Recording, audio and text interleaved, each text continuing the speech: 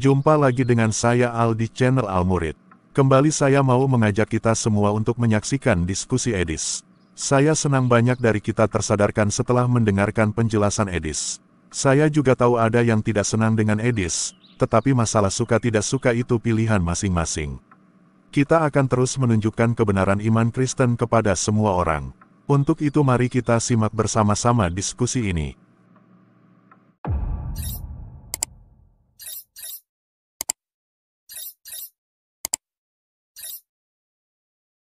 Tidak langsung iya. Iya nih, Muslim mengaku loh menuhankan Muhammad gimana? Karena gini bang, lebih baik saya menuhankan Muhammad karena apa? Di dalam tubuh Muhammad, di dalam diri Muhammad itu ada setengah nurnya Allah, setengah cahaya Allah itu ada di dalam tubuh Muhammad. Nah, daripada orang-orang Muslim, orang-orang Islam sendiri yang masih mempercayai dukun atau sihir apapun, itu kan sama saja menduakan Allah atau syirik kepada Allah, dan itu namanya juga kafir bang. Makanya kemarin Bang Edis kan bilang, "Noh, kan di dalam Quran sudah jelas harus memerangi orang-orang kafir." Nah, ini kafir yang mana yang kita harus perangi? Di dalam Islam sendiri banyak orang yang kafir karena menduakan Allah, menyekutukan Allah, itu namanya juga kafir bang. Gitu. Makanya kan bingung. Nah, kemarin setelah Bang Edis bahas itu kan, ada beberapa yang ini DM ke saya, "Lu gimana sih sebenarnya yuk, orang Muslim atau orang Kristen?" Saya Muslim, bahkan saya berani syahadat sekarang kalau saya memang orang non Muslim atau orang Kristiani, karena memang saya benar-benar orang Muslim. Cuma kan saya realita aja bang. Realitanya kan gini, kita mau menyalahkan orang non Muslim, orang sebetulnya orang non Muslim atau orang Kristiani aja baik, dan dia percaya langsung dengan Tuhannya masing-masing. Nah sekarang kalau orang Muslim sendiri mau buka usaha pakai penglaris, mau ini pakai itu, datang ke dukun, datang orang pintar. Nah, datangnya ke orang pintar itu sama halnya kita kan bodoh bang. Padahal kita punya Tuhan. Kenapa kita tidak minta tolong sama Tuhan kita sendiri gitu loh? Gitu. Makanya Ya bukannya saya ini membela agama di luar Islam. Realitanya aja bang, di dalam Muslim sendiri masih banyak orang kafir. Makanya ulama yang paling saya sukai itu adalah almarhum Gus Dur, karena dia yang pertama menjunjung tinggi yang namanya toleransi. Beliau membuat syair, ada salah satu syairnya itu kalau di bahasa Jawa ini, kafire dhewe gak digatekke. Nah itu dalam artian kita mengkafir-kafirkan orang lain, tapi secara tidak langsung kita sendiri kafir karena pernah atau sempat atau tanya kepada orang-orang yang ahli dukun lah atau apalah. Paling contoh konkretnya itu orang buka usaha bang, orang buka bisnis, datanglah ke orang pintar, datanglah ke dukun, "Mbah minta tolong mbah, biar dagangan saya laris, gimana caranya mbah?" Lah padahal mereka kan punya Tuhan, gitu kan bang, logisnya kan gitu kan. Ya. Makanya Tapi intinya satu yang saya setuju dengan Anda Bang Syafiq, Anda sendiri sudah mengakui ya bahwa Muslim itu menuhankan Muhammad ya. lebih baik saya menuhankan Muhammad daripada saya datang ke dukun, sama halnya saya menuhankan dukun gitu loh bang. Nah sedangkan dukun itu siapa gitu loh. Makanya Tapi Anda percaya bahwa Muhammad itu adalah Tuhannya orang Islam? secara tidak langsung. Ya, secara tidak langsung. Makanya gini bang, banyak, bukan ini saya menjelekan orang Muslim sendiri ya, banyak Macet bang. Saya atau dia yang macet nih teman-teman? yang tidak mau mempelajari kitab-kitab di luar Islam. Padahal mereka mengimani Taurat, Zabur, Injil, itu mengimani itu kitab-kitab yang diturunkan oleh Allah. Lah kenapa mereka nggak mempelajari itu bang? Betul sekali. Bahkan saya pernah mengatakan begini, bahwa mayoritas umat Muslim baca Quran itu sambil koprol bang. Karena begini, karena di dalam Al-Quran begini, ayat di dalam Al-Quran dikatakan suruh beriman kepada kitab-kitab sebelumnya, sebelum Al-Quran. Ya. Nah yang dilakukan Muslim malah beriman kepada kitab-kitab sesudah Al-Quran. Nah itu dia bang. Makanya saya bilang waktu baca Quran mereka sambil salto. Makanya kebalik, yang sebelum malah menjadi sesudah gitu loh bang. Di dalam Al-Quran sendiri itu kalau kita cermati artinya atau sejarahnya, itu kilas baliknya dari Nabi Adam sampai ke Muhammad. Nah, dari Nabi Adam sampai ke Muhammad itu kan ada turun kitab Taurat, kitab Zabur, sama kitab Injil. Iya, maksudnya gini, terlepas dari itu Bang ya, artinya begini, di dalam Al-Quran diperintahkan supaya beriman kepada kitab-kitab sebelumnya. Tapi umat muslim malah beriman kepada kitab-kitab sesudahnya. Apa itu kitab-kitab sesudahnya? Kitab karangan ulama A, kitab karangan ini, karangan. Itulah yang malah justru dipercaya orang Islam. Makanya menumpuk kitab-kitab karangan-karangannya. Sementara Taurat, Zabur, dan Injil yang di dalamnya ada kebenaran menurut Al-Quran sama muslim tidak dibaca. Sebetulnya kalau kita ini Bang, ya ini mohon maaf, saya sendiri sih sebetulnya sih nggak terlalu pandai mengartikan isi Al-Quran, tidak terlalu pandai mentafsirkan setiap arti-arti yang ada di Al-Quran. Cuma saya bikinnya gini, kalau kita mau mempelajari Al-Quran lebih dalam, itu nggak usahlah baca-baca kitab karangan si A, si B, dan si C, dan seterusnya. Kita cukup ini aja, kita cukup pelajari aja untuk Al-Quran itu sendiri, di dalamnya itu ada apa, artian maknanya itu seperti apa, itu harus kita pelajari secara luas aja Bang. Nggak perlu nggak perlu kita cari buku karangan si A, si B, atau si Iya, justru buku-buku karangan itu misalnya seperti ini Bang. Nah ini, sembuh dengan air kencing unta. Nah ini juga ini. Padahal di dalam Quran kan nggak ada suruh minum kencing unta. Tapi yang muslim percayai malah kitab-kitab seperti ini, disuruh minum kencing air unta.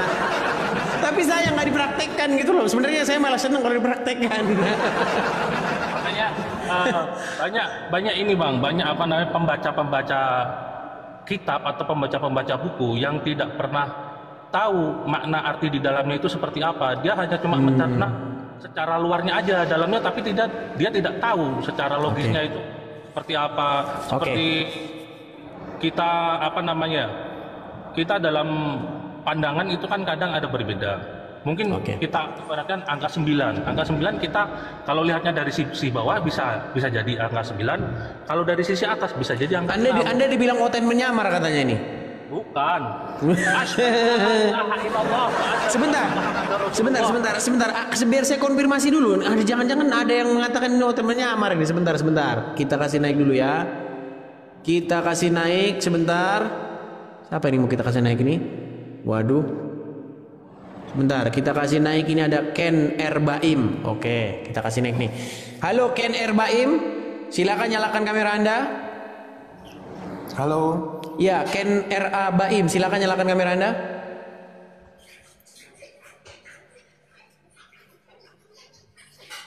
Ken RA. Oke, Bang Ken RA, Anda Muslim? Muslim.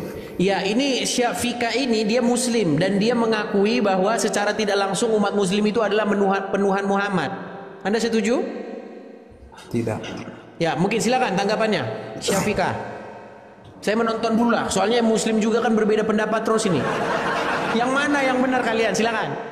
Ini, kalau saya gini ya Bang Ken RA, kalau saya berpikirnya ini aja sih, logisnya aja. Saya lebih baik mentuhankan Muhammad Rasulullah SAW karena di dalam tubuh Muhammad itu masih ada setengah cahayanya Allah di situ. Anda tahu mungkin kejadian Muhammad Rasulullah dipanggil oleh Allah langsung ke langit dan bertemu dengan Allah, dan Allah membuka hijabnya satu persatu. Dan di situ ada malaikat Jibril dan bertanya sama malaikat Jibril, "Ya Jibril, apakah sanggup saya bertemu dengan Allah?" Di situ Jibril ditanya sama Muhammad, sesungguhnya di dalam tubuh Muhammad itu ada setengah cahayanya Allah yang ada di dalam Nabi Muhammad. Daripada gini Bang, kita nggak usah ini aja lah, nggak usah nggak usah membela ini, nggak usah membela itu. Banyak kok orang Muslim yang masih menyembah selain Allah dan selain Muhammad Bang. Mungkin Anda satu-satunya orang Muslim yang tidak menyembah Muhammad, yang tidak menyembah Muhammad tapi menyembah Allah. Kalau saya lebih baik saya menyembah Muhammad daripada saya menyembah dukun, gitu loh. Begini saja. Gimana? Itu kan daripada itu dihilangkan. Allah itu kan Esa, qul huwallahu ahad, satu, tidak beranak dan tidak diperanakkan. Ya. Nah, kalau memang Muhammad itu sebagai nabi akhir zaman yang mendapat wahyu dari Tuhan Allah Subhanahu wa taala, dan kemudian kita sebagai umat muslim mengakui kenabiannya, ya kita tetap menyembah kepada Allah dan mengakui kenabian Muhammad. Itu saja. Enggak perlu Ini Bang. lebih baik begini, enggak ada lebih baik. Kalau kenabian Muhammad Rasulullah, saya meyakini dan saya mengimani, Bang. Cuma gini ya. Apa namanya? Ya kita diskusi, kita beda pendapat boleh kan? Tapi semuanya kita tetap satu, Allah, ya kan? Nah, ini Bang Edis kan Sebentar nih, saya mau tanya dulu sama kalian dua muslim nih. Kenapa kalian berseru-seru kepada Muhammad? Coba Bang Ken RA Baim baik dijawab dulu lah. Kemarin kan saya udah jawab sama Bang Edis itu kan soal itu. Coba sekarang Bang Sifka saya tanya nih Bang Sifa nih. Kan umat muslim berseru-seru kepada Muhammad dengan kata-kata begini, Muhammadku, Muhammadku, dengarlah seruanku. Nah itu, kalian kan berseru-seru kepada Muhammad nih Bang Sifka, betul? Ya. Nah di situ kalian menuhankan Muhammad gak? Kalau di situ kalau secara tidak langsung itu kan gini Bang, itu seruan untuk Nabi kita karena memang kita pengen ini ya, bukan ini ya, karena di dalam sholawat Kan langsung berputar-putar kan? Kalau ditanya lagi langsung berputar-putar. kan udah dijawab, cuma kan lupa gini loh. Kalau ya. Gini Bang Syafika, begini. Ketika kami orang Kristen, kami Kristen nih, kami di gereja, kami berseru-seru, ya Yesus begitu. Kami berseru-seru kepada Yesus nih. Ada muslim lewat. Jangan berisik-berisik, ini umat muslim lagi nyembah Yesus katanya. Nggak apa-apa karena memang kami akui, kami menuhankan Yesus. Ya kan? Nah masalahnya begini, kalau muslim, ya Rasulullah, Muhammadku, dengarlah seruanku. Kau berseru-seru kepada Muhammad, tapi kau nggak ngaku kau menuhankan dia. Gimana sih? Kalau saya kan udah bilang Bang, secara tidak langsung iya. Kalau Bang Berarti mengakui secara tidak langsung menuhankan Muhammad. Karena gini, kemarin pas waktu bahas itu Bang Edis kan pernah bukan ngangkat ya, masukin orang yang tanya, coba kau baca sholat. Sholat itu di dalam sholat, ketika kita tahiyat akhir, itu coba kalau misalkan Bang RA Baim bisa mengartikan gini lah. Kan di situ ada di tahiyat akhir, Allahumma sholli ala sayyidina Muhammad wa ala ali sayyidina Muhammad. Kama sholaita ala sayyidina Ibrahim wa ala ali sayyidina Ibrahim. Kama barik ala Muhammad wa ala ali sayyidina Muhammad. Lah, arti dari sayyidina itu apa, Bang? Kalau setahu saya, sayyidina itu tuan. Bukan memuliakan bahwa dia utusan Tuhan. Iya, kenapa kau berseru-seru kepada dia, Bang? Karena kita yakin bahwa syafaat yang dibawakan beliaulah yang berarti dia maha mendengar. Bukan maha mendengar. Terus kenapa berseru-seru kepada yang nggak maha mendengar? Gini. Dengar. Sebentar. Saya tanya dulu sebentar Bang Syafika sebentar ya. Saya ngobrol dulu dengan ini Bang ya. Bang Syafika ya. Ya Bang. Oke, saya ngobrol dulu dengan ini coba. Bang Ken.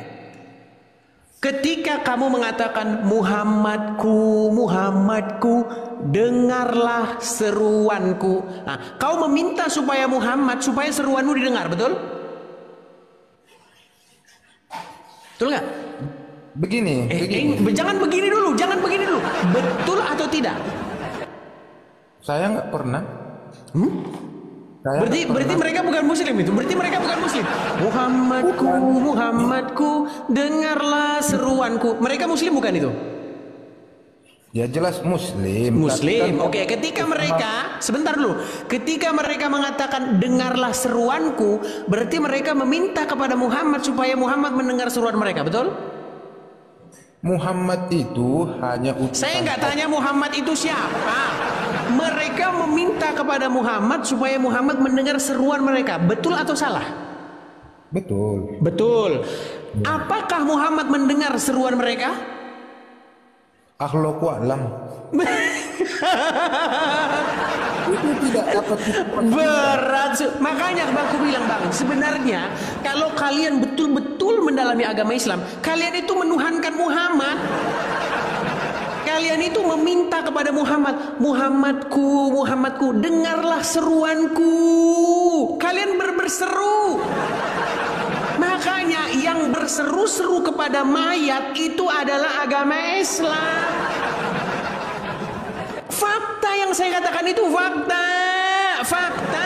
Kok dibilang saya fitnah lagi? Nggak, sebentar dulu bang, sebentar dulu. Yang saya katakan, sebentar bang. Yang saya katakan bahwa umat Islam adalah umat yang berseru-seru kepada Muhammad, betul atau salah? Betul. Dan Muhammad sudah menjadi mayat, betul atau salah? Kematiannya iya. Bang, saya tanya, Muhammad sudah menjadi mayat, betul atau salah? Itu saya tidak tahu atau Aduh, gak mati di masa Bang, dengar, Muhammad sudah menjadi mayat. Dengar bang, bang, sebentar bang. Yang masuk dalam kubur, sebentar bang, sabar bang. Kalau dimasukkan ke kuburan, sudah jadi mayat apa masih hidup? Banyak yang dimasukkan ke kuburan gak mati. Muhammad, waktu dia dikubur, dia udah jadi mayat belum? Udah jadi mayat. Nah, berarti Muhammad sekarang sudah menjadi mayat, betul? Saya tidak pernah melihat. Oke, gini lah. Intinya kalian berseru-seru kepada mayatnya Muhammad, betul atau salah? Tidak. Terus kalian berseru-seru kepada Muhammad yang maha hidup. Benarkan dulu penjelasan. Makanya aku bilang teman-teman, mereka ini penuhan Muhammad, mereka ini pemuja Muhammad, pengkultus Muhammad, pendewa Muhammad. Sadar saya ngomong fakta. Ketika saya ngomong fakta dilaporkan ke polisi. Kebenarannya aja. Dengarkan dulu dia penjelasan. Sulit saudara, sulit. Bodoh kau. Ya udah, coba jawablah, ayo. Nah, di dalam Islam itu ada dua. Yang mati itu ada namanya jasad.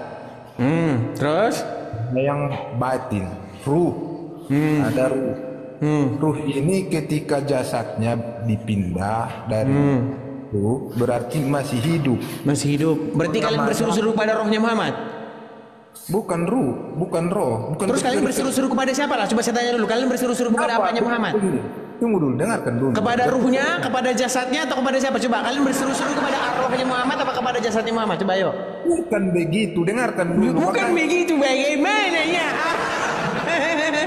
Bagaimananya? Gimana? Kau pun macam apa kali kau ini? Bang, dengar dulu ya, dengar. Muhammadku, dengarlah seruanku. Itu arwahnya, jasadnya, atau apanya? Mayatnya atau apanya? Gini aja, saya beri penjelasan aja. Bagus, agoy. Kalau orang Batak ngomong agoy. Gimana sih? Ini kita buat perumpamaan aja dulu. Agoy. Orang Batak itu kalau ngomong agoy artinya aduh pusing, paniang. Gimana sini? Gimana yang benar yang mana? Tidak jelas kau ini. Makanya berseru-seru kepada A, jasadnya Muhammad, B, arwahnya Muhammad, C, bangkainya Muhammad. Yang benar yang mana? Begini, tunggu dulu. Enggak, ada 3 pilihan ganda ini bang. Ini ujian Eptanas ini, ayo kembali ke Eptanas ya. Tidak ada penjawab. Kita Eptanas ini. Karena soalnya ketika Muslim, sebentar, ketika Muslim mengatakan Muhammadku, dengarlah seruanku ya Rasulullah. Kalian ketika begitu, kalian berseru-seru kepada Muhammad yang A, jasadnya, B, arwahnya, C, bangkainya. Apanya? Kau juga harus mengetahui apa arti kerasia. Berat ya saudara, berat. Jadi kau tanya yang kau ngerti. Terus bikin pilihan ganda itu ada kolomnya itu kan, pilihan ganda. Udah pilihannya A B C, terus kau pikir aja bang D, kau tambah sendiri di situ. Orang soalnya sudah salah, ngapain kita mau menjawab ya? Kok salah sih? Jadi kalian nggak berseru-seru kepada Muhammad? Kita mengakui kenabiannya. Enggak, Bahwa kalian dia berseru-seru adalah kepada utusan Muhammad nggak? Allah. Kita berseru bukan Oke, arti- berseru. Nah, waktu Juga. kalian berseru, Bang, waktu kalian berseru kepada Muhammad itu Muhammad itu yang kalian berseru kepadanya, jasadnya, bangkainya, atau arwahnya? Nggak ada pilihan itu. Terus apanya? Kalau nggak ada pilihan di situ, bikinlah. Oke, kita kasih kolom tambahan. Apanya kalau gitu? Kerasulannya, bahwa dia adalah Kerasulannya. rahmatan lil alamin. Kalian berseru-seru kepada kerasulannya. Iyalah. Ketombean aku bang ngomong sama Bang. Ketombean aku bang ngomong sama Bang. Aduh gawat Bang. Jadi begini saja. Ketombean saya ngomong sama dia teman-teman. Boleh saya Ketombe bertanya? saya aduh. Gimana ini? Gimana Jadi Bang? saya balikkan dulu. Enggak, saya tanya dulu, coba jawab dulu Bang. Coba ayo. Ketika kami berseru-seru kepada Yesus, Yesus bangkit Bang. Yesus mengalahkan maut. Murid-murid menyaksikan. Para pengikut Yesus yang adalah para saksi mata memberitakan tentang itu. Mereka memberitakan tentang kebangkitan Yesus itu. Karena Yesus bangkit, makanya di dalam kekristenan itu punya pengharapan akan hidup yang kekal. Karena Yesus sudah masuk kepada hidup yang kekal itu dengan cara bangkit mengalahkan kematian itu. Semua manusia Bang, semua manusia masuk kuburan, mereka nggak bangun lagi. Karena mereka masih dikangkangi oleh maut itu. Tetapi Tuhan kami Yesus mengalahkan kematian itu. Dia mengalahkan kematian karena maut tidak berkuasa atas dia. Makanya ada harapan. Makanya Kristen itu memberitakan tentang kehidupan, memberitakan tentang hidup. Nah, Muslim memberitakan tentang mayatnya Muhammad. Makanya kami pemberita tentang kehidupan, kalian pemberita tentang kematian. Di dalam Yesus ada hidup, ada harapan. Di dalam Muhammad golap. Golap gulita Bang. Aduh, gimana Bang nih? Gimana Bang nih? Ya. Di dalam Islam kami tidak mengetahui adanya Yesus. Yang kami tahu adalah Memang Nabi tidak Isa. tahu, makanya ku beritahu Bang. Bang, dengar Bang ya. 13 tahun ku habiskan mendalami agama. 13 tahun. Ku pelajari agama Islam, Kristen, Yahudi, ku pelajari. Ku baca. Nggak mau kata-katanya orang. Kalau dulu katanya nggak mau. Sekarang saya pelajari sendiri. 13 tahun lamanya saya pelajari. Intinya Kalau udah kau dapat Bang. pelajari, Intinya sudah dapat. Yang kalian promosikan, kalian itu memberitakan tentang orang mati di kuburan. Namanya Muhammad. kalau kau pelajari tentang Al-Quran, kupastikan kau akan masuk Islam seperti siapa itu namanya? Cina Baban itu. Siapa? Mantan Bernard pendeta itu. Nababan. Bernard. Iya, iya. Si Bernard Nababan. Dia pun mana berani? Coba suruh dia diskusi dengan saya. Berani nggak dia diskusi dengan saya? Si Juma kabur, lari tunggang langgang. Uncuk PA, lari tunggang langgang. Siapa lagi? Si Nanda. Lari semua kali tunggang langgang. Kau nggak ada kebenaranmu aja yang kau buat.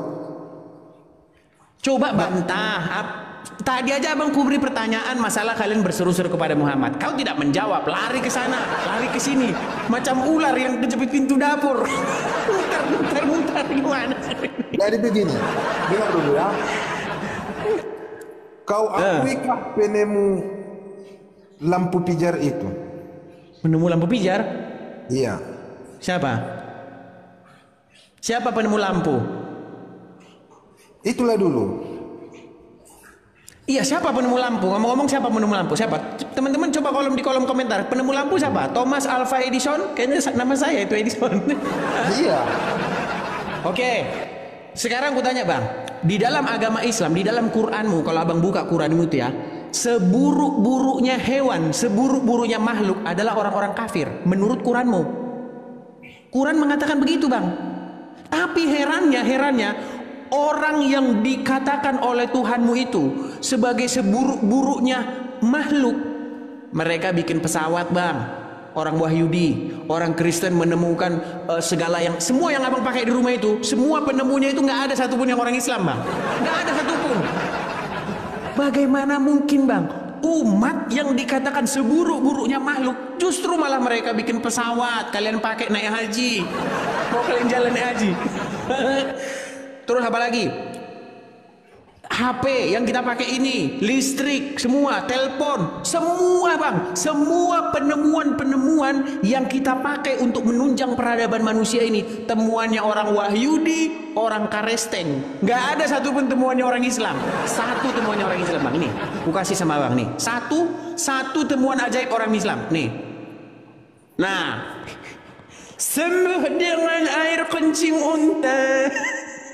Ini bang, temuannya orang Islam bang. Itu pun orang Islam nggak mau minum. Loh, ini benar kan bang? Sembuh dengan air kencing unta. Ini buku ini bang. Terinspirasi dari mana? Terinspirasi dari Muhammad bang. Meminum air kencing hewan. Makanya abang kalau klik di YouTube, abang main ke YouTube ya. Nih, abang klik di situ. Minum air kencing unta. Banyak bang, jamaah kita dari negara kita ini pergi ke Arab sana. Mereka sampai sana minum kencing unta. Dijual tuh bang, botolan dijual 5 real satu botol. Bener loh itu bang, nggak bohong. Mereka minum air kencing unta itu, diminumin sampai muntah-muntah mereka minum kencing unta itu. Itu fakta bang, fakta dan kenyataan. Jadi gini. Oke lah. Kita membahas secara mayoritas, kan Anda membahas secara mayoritas Muslim. Jadi kalau di Kristen, apakah semua taat terhadap kitabnya? Enggak semua lah bang, sama. Kita bukan bicara orangnya bang, kita bicara ajarannya. Bedakan ajaran dengan orangnya. Contoh bang ya, contoh. Apakah ada orang Kristen yang agamanya Kristen, tapi kelakuannya bezat? Banyak bang, banyak nggak terhitung. Tapi kita bukan ngomongin bang, kita bukan ngomongin agama, bukan ngomongin orang, kita ngomongin ajarannya. Nah di dalam ajaran agama Islam memang ini ada minum air kencing unta, ini memang ajarannya Muhammad. Makanya saya bilang, aku bersaksi tidak ada nabi yang suruh minum kencing hewan kecuali Muhammad. Kan memang fakta. Al-Quran di mana? Saya nggak pernah baca. Jadi abang nggak percaya hadis lagi? Sebenarnya hadis ini kan pendapat. Akal-akalan. Pendapat daripada para ulama-ulama. Bukan pendapat, meriwayatkan tentang apa yang terjadi di zaman Muhammad. Oke, gue bacakan hadisnya ya. Gue bacakan hadisnya bang, biar ku tampilkan. Aku tahu abang ini orang awam. Sudah aku bilang, jikalau ada seorang muslim mau dalam satu malam saja merelakan waktunya untuk mendalami agama Islam, maka saya sungguh-sungguh khawatir besok pagi dia bangun dalam keadaan masih muslim lagi. Iya, saya ragu dia masih bangun dalam keadaan muslim. Nah, karena abang orang awam dan tidak mau mendalami agama Islam, oke, ku bantu abang mendalami agama Islam. Oke, nih ya. Nih, ini hadisnya bang. Oke, kubalikkan dulu. Makasih topinya kan nih, makasih. Kubalikkan ya layarnya ya, biar abang lihat nih. Nih, diriwayatkan dari Anas bin Malik. Ia bercerita, ada sejumlah orang dari suku Ukel dan Uranah yang datang menemui Nabi Shallallahu Alaihi Wasallam. Kita ikuti Muslim ya bacanya ya. Namun mereka mengalami sakit karena tidak betah di Madinah. Lalu Rasulullah SAW memerintahkan mereka untuk mendatangi kandang unta dan menyuruh mereka untuk minum air kencingnya dan susunya. Hadis riwayat Bukhari dan Muslim. Dalam riwayat lain ditambahkan, mereka pun melakukan saran itu hingga mereka sehat dan menjadi gemuk. Kutanya dulu sama abang, betul nggak bahwa itu ada dalam riwayat hadis? Kalau masalah hadis saya belum baca itu. Nah itu ku bilang sama abang. Jadi mana? Saya tanya juga samamu. Yang dinamakan domba-domba tersesat itu apa? Waduh, ini lari kemana-mana. Yang dibahas apa? Yang dibahas kemana? Di dalam Alkitab kalian kan ada domba-domba tersesat. Iya, Apakah jadi begini domba? bang ya. Jadi begini. Bahasa-bahasa di dalam Bible itu banyak sekali bahasa-bahasa yang bersifat metafor dan menggambarkan suasana yang terjadi di tengah-tengah masyarakat saat itu. Gini bang, dulu pekerjaan-pekerjaan yang lumrah dilakukan masyarakat itu adalah seorang penggembala. Ya, sekarang bang, kalau kita di kota, apalagi di Jakarta, gembala itu nggak tahu orang apa gembala itu. Anak-anak zaman sekarang, generasi Z, ditanya gembala itu apa, mereka nggak tahu, karena mereka di kota. Nah dulu orang-orang di Yerusalem itu, di kota, di penduduk-penduduk orang-orang Yerusalem, orang-orang Israel, mereka itu pekerjaannya penggembala. Jadi mereka membawa kambing dombanya ke padang rumput untuk makan. Makanya bahasa-bahasa Bible itu menggambarkan begini. Tuhan itu ibarat seorang penggembala. Dia itu akan menjaga kawanan domba-dombanya. Kalau abang seorang penggembala, abang pernah jadi penggembala. Saya waktu kecil di kampung saya dulu gembala sapi. Jadi saya tahu, saya nggak mau apa-apa terjadi dengan ternak saya. Begitu juga seorang penggembala, nggak mau dia terjadi apa-apa sama ternak dia, makanya dijaga sama dia. Dia biasanya bawa tongkat itu. Jadi kalau ada hewan buas, hewan ini, dia maju di depan menjaga kawanan dombanya. Nah Tuhan itu di dalam bahasa Bible itu diumpamakan sebagai seorang penggembala. Makanya Daud dia punya lagu, punya mazmur. Itu sangat terkenal lagunya. Tuhan adalah gembalaku, takkan kekurangan aku. Ia membaringkan aku di padang yang berumput hijau. Dia membimbingku ke air yang tenang. Ada lagunya. Jadi seperti itu bang. Yesus juga sering mengumpamakan domba-domba yang hilang, orang-orang yang tersesat itu seperti domba yang hilang dari kawanan. Makanya Yesus pernah mengumpamakan satu perumpamaan gini. Adakah seorang penggembala yang ketika menggembalakan 100 ekor dombanya lalu dia kehilangan 1 ekor, dia tidak mencarinya sampai ketemu? Jadi diibaratkan gitu, saking cintanya Tuhan itu kepada umatnya, seperti seorang penggembala yang kehilangan 1 ekor, dicarinya sampai dapat. Dan ketika dapat, dia begitu gembira, dia pangku dombanya yang hilang itu, dia taruh di pangkuannya, dan dia berkata, oh domba saya yang hilang sudah ditemukan. Itu bahasa-bahasa Bible itu memang seperti itu. Bukan dibaca domba terus domba betulan. Ya. Bukan begitu bang. Makanya baca Bible itu, ya kalau kelas muslim ya sulit bang, namanya masih muslim. Ya kalau diumpamakan juga seperti itu menjadi majas sebagai tafsiran dari hadis tersebut. Lalu bagaimana? Apakah Anda sudah pernah secara langsung menemui penulis yang ini bukan majas bang, ini betulan kencing betulan. Ini bukan majas kalau ini bang. Ini beneran kencing betulan, diaduk-aduk, diminum betulan. Ini bukan majas, ini kencing beneran. Itu kan belum firman Tuhan. Itu kan belum firman Tuhan. Bang, di dalam Al-Quran dikatakan. Umpamanya begini, saya sarankan. Silakan. Di padang pasir, ketika Anda haus, tidak ada lagi minuman kecuali kencing unta itu. Apakah Anda? Ini bukan di padang pasir loh bang. Ini riwayat ini bukan berbicara tentang di padang pasir. Ini riwayat ini berbicara itu sejarah cerita masa lampau. Bang, dengar ya. Bagaimana ada satu ayat Quran, Quran mengatakan begini. Wa ma yantiqu anil hawa in huwa illa wahyu yuha. Tidaklah yang diucapkannya itu berdasarkan hawa nafsunya, melainkan yang diwahyukan kepadanya. Jadi semua yang diomong Muhammad itu wahyu bang, bukan berasal dari hawa nafsunya. Nggak boleh bang bilang begitu.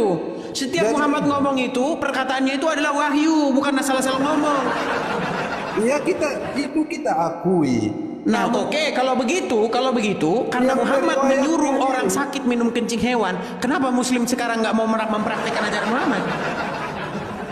Ayo. Ya tergantung situasi dan kondisinya. Aduh. Bukankah fakta sebenarnya Anda dapati bahwa ajaran Muhammad itu aneh-aneh, sehingga Anda mengatakan Anda nggak mau menurutinya? Ayo, coba. Bukan begitu. Gimana? Di dalam Al-Quran itu, dalam pengertiannya itu, makanya banyak berpendapat, ulama ini berpendapat, ulama ini berpendapat. Belum ada yang memastikan di arti-artinya itu, oh begini gitu. Bukan loh bang, ini masalah minum kencing onta ini bukan majas, ini bukan perumpamaan.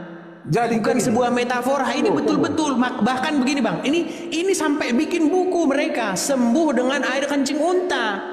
Nah pertanyaan saya, kenapa Muslim nggak percaya dengan ajaran Muhammad? Ayo rame-rame kalian minum air kencing unta. Banyak. Iya, kenapa? Dari Gini, kenapa pendapat- abang setuju nggak kalau dibikin di dalam rumah sakit Islam menu obat sesuai dengan hadis Rasulullah kencing unta? Ayo gimana? Dibikin di rumah sakit Islam. Ayo, sesuai dengan anjuran Nabi. Kalau kalian mau konsisten loh dengan ajaran kalian, gimana? Belum tentu begitu. Itu kan riwayat, cerita. Gimana, Dar? Jadi begini. Dengar dulu. Kau orang apa? Batak? Ya, Suku Batak? Marga apa? Marga Sidabutar. Nah, kalau kita kaji tentang kejadian di Pusuk Buhit, apakah kita percaya bahwa leluhur kita itu turun dari langit? Dongeng, kalau saya bilang itu dongeng. Yang cerita-cerita begitu dongeng. Ya kalau saya tidak meyakini bahwa hadis ini adalah itu hanya dongeng, bagaimana? Bagaimana Anda mengatakan itu dongeng? Itu saya klarifikasi ya, nanti banyak pula orang ini saya gini. Kalau gini ya, silsilah ya yang mengatakan turun dari langit terus turun di Pusuk Buhit, nah itu menurut saya itu dongeng. Nggak benar yang kayak begitu. Kalau yang saya imani ya, orang-orang sebelumnya sesuai dengan sejarah ya, bangsa-bangsa Proto Melayu datang ke sana terus itu yang saya imani. Ya. Nah, kalau bicara tarombo nanti lain lagi tuh. Itu kalau itu betul memang ada ya marga begini, silsilahnya begini itu betul. Ya kan? Tapi kalau jatuh dari langit terus ada di Pusuk Buhit turun dari langit itu saya nggak percaya. Saya nggak percaya itu. Oke, nah gini. Sekarang kita kembali ke tema awal ini ya. Gini. Di sini Anda mengatakan bahwa riwayat ini dongeng. Betul? Betul? Yang namanya riwayat itu cerita, ada yang benar, ada yang tidak. Makanya Oke, sekarang saya tanya sama Bang, apa yang membuat kamu mengatakan bahwa ini dongeng? saya belum uji bahwa itu keabsahan. Terus kenapa kamu katakan bahwa itu dongeng? Bilang saja begini, kudapati hadis itu aneh. Nanti kalau ku bilang benar, disuruhnya aku minum air kencing. Bilang aja karena kau nggak mau minum kencing unta, makanya kau bilang itu dongeng. Bang ini. Sekarang begini bang, ulama-ulama ya, semua mengakui bahwa memang air kencing unta itu adalah sunnah Rasulullah nih. Ku baca ya. Kencing, sebentar, kencing unta boleh diminum nih ya. Kalau kita klik di dalam YouTube masalah kencing unta boleh diminum ya, lihat nih. Biar ku ini kan ya. Nih. Biar ku putarkan sama abang nih, ya, nih. Kita sama-sama dengar ya, biar nggak dibilangnya fitnah nih. Pertama sebelum saya jawab pertanyaan ibu ini, saya ingatkan. Jadi Rasulullah Salam barakatuh ya. Jadi pertama sebelum saya jawab pertanyaan ibu ini, saya ingatkan. Jadi Rasulullah menyuruh minum kencing onta itu sebagai obat, bukan untuk berlesat-lesat ya. Bukan dianggap kopi atau teh kencing onta. Kopi kencing onta enggak ya. Tetapi maksudnya kencing onta sebagai. Sebentar, ini yang ngomong ini Ustadz Firanda. Saya udah pernah ngobrol sama orang ini ya. Dia aja yang sok-sok lupa ya. Nih, saya ini. Obat. Karena perintah tersebut Nabi tujukan kepada orang-orang yang demam di kota Madinah, sakit, maka Nabi suruh mereka minum kencing onta dan minum air susu onta, dan ternyata sembuh. Sembuh kan? Sembuh. Dalam hadis Sahih Bukhari dan yang lain, bisa Uraniyin. Baik. Adapun hadis Nabi SAW mengatakan, ibadah Allah tadawaw, wala tadawaw. Oh, ini pertanyaan selanjutnya nih. Ini makanya saya bilang bang, itu riwayat sudah disohih bang. Kok abang bilang itu dongeng? Terlalu, makasih Hilda, makasih. Itu terlalu abang mengatakan itu dongeng. Bilang aja bang, aku tak suka kencing onta, makanya aku bilang lah itu dongeng gitulah. Aduh, gimana bang? Sudah jerah? Atau besok hari lagi supaya kita kasih kesempatan muslim yang lain ini. Banyak yang mau naik soalnya. Enggak, satu aja pertanyaan lagi nih. Apa? Di dalam Kristen ada nggak makanan yang dilarang? Di dalam hukum Taurat banyak bang makanan yang dilarang. Contohnya hewan yang tidak berkuku belah dan memamah biak. Seperti itu. Itu merupakan hewan yang kalau bahasa Ibraninya itu tame. Saya bukan menanyakan di Taurat. Memang kitabmu Taurat? Iya, dari Kejadian sampai Wahyu. Bukan Injil. Iya, Injil itu dari Kejadian sampai Wahyu. Berarti Injil sama Taurat sama. Ya, kita harus bicara pengertian dulu yang dimaksud dengan Injil ini apa. Kalau secara etimologi yang dimaksud Injil itu memang kabar baik, yang dimaksud di situ merujuk kepada yang Matius, Markus, Lukas, Yohanes. Tapi kalau bicara secara kabar baik yang secara keseluruhan ya dari Kejadian sampai Wahyu itu bisa juga dikatakan Injil. Seperti itu. Adakah makanan yang dilarang di situ? Banyak sekali. Lalu kalau makanan itu bisa menjadi obat, apakah diperbolehkan? Makanan bisa menjadi obat? Nggak ada di situ dikatakan makanan bisa menjadi obat. Seumpamanya di dalam suatu perjalanan lah, tidak ada makanan lagi selain daripada makanan yang dilarang itu. Apakah diperbolehkan untuk bertahan hidup? Di dalam Bible? Iya. Kalau secara spesifik Bible tidak pernah bilang yang seperti itu, Bang. Misalnya begini. Tidak ada makanan selain daripada itu, maka itu harus dimakan. Nggak ada. Ada satu kejadian. Bagaimana ketika itu terjadi sebuah peperangan. Ya, di dalam narasi Bible itu terjadi peperangan antara Saul dan lawan musuhnya. Jadi ketika itu mereka menyembelih domba-domba di situ dikatakan. Iya. Menyembelih manusia lah biar mengerti. Bukan menyembelih manusia. Mereka menyembelih domba-domba di situ. Jadi mereka memakan itu dengan cara melanggar hukum Tuhan. Tetap aja mereka dianggap bersalah. Seperti itu. Jadi nggak ada yang bicara spesifik semacam itu. Kalau obat maka boleh, nggak ada. Seperti itu.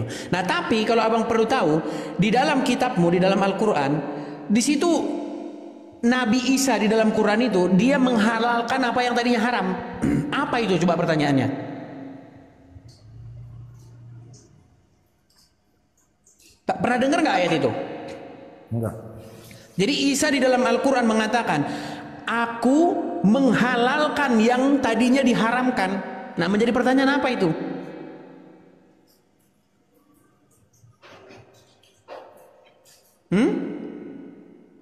Apa yang dihalalkan? Ya itu jadi pertanyaan. Saya bertanya, di dalam Al-Quran Isa menghalalkan yang tadinya haram. Menjadi pertanyaan, apa itu? Yang menghalalkan dan mengharamkan itu setelah Muhammad datang menjadi nabi. Nah ini makanya abang ini masih Islam karena nggak pernah baca Quran. Jadi gini teman-teman, umat Muslim mayoritas ya, saya tidak bilang semuanya, 98% sampai 99% mereka itu membaca Al-Quran. Satu, dia tidak mau tahu isinya. Membaca Quran itu pertama dibaca Arabnya, lalu percaya dapat amal. Nah itu satu, ya kan? Kedua, mereka tidak pernah membuka Al-Qurannya. Makanya saya bilang itulah sebabnya mereka masih Islam. Saudara, hidup sebagai orang Kristen di dunia yang plural adalah sebuah panggilan untuk berjaga-jaga. Kita tidak hanya dipanggil untuk menjalani hidup yang kudus, tetapi juga untuk waspada terhadap pengaruh yang bisa menggoyahkan iman kita. Salah satu tantangan yang sering dihadapi adalah Islamisasi, usaha sistematis atau halus untuk memengaruhi budaya, cara pikir, bahkan iman kita agar jauh dari Injil Kristus. Firman Tuhan dengan jelas mengingatkan kita dalam 1 Tesalonika 5 ayat 21, ujilah segala sesuatu dan peganglah yang baik. Artinya, kita harus bersikap kritis terhadap setiap pengajaran, tradisi, atau ajakan yang bertentangan dengan dasar iman kita, yaitu Kristus. Ingatlah, Yesus berkata, "Akulah jalan dan kebenaran dan hidup. Tidak ada seorang pun yang datang kepada Bapa, kalau tidak melalui aku." Lihat Yohanes 14 ayat 6.